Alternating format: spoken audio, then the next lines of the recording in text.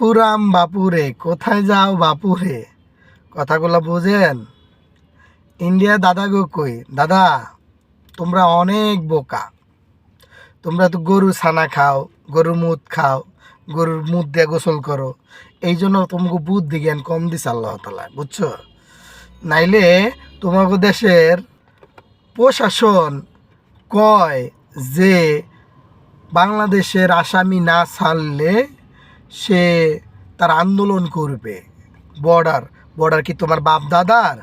বর্ডারে অর্ধেক তুমিও বাঘ পাবা, এক সাইড আমরাও বাঘ পাবো। তার নিরাপত্তা দাও, ভালো।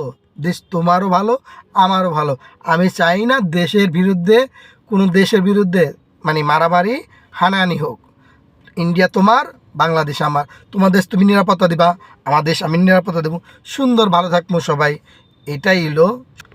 তাই তো কোর্ট আছে, আসামি ধরছে, আসামি উকিল ধরবেন, জামিন পাইব, শেষ।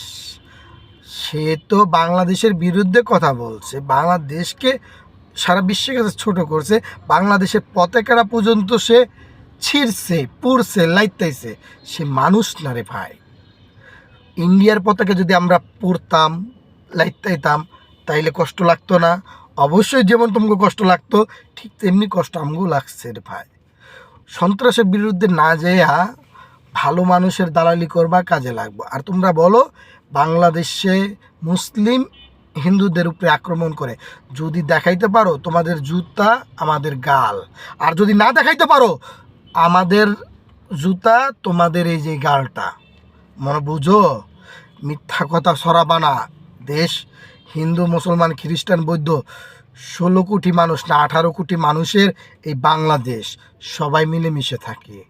আজও পর্যন্ত পুলিশ নাই, নিরাপত্তা নাই, তারপর আমরা মিলেমিশে আছি। কোন আইন লঙ্ঘন হয়েছে? মনে রেখো।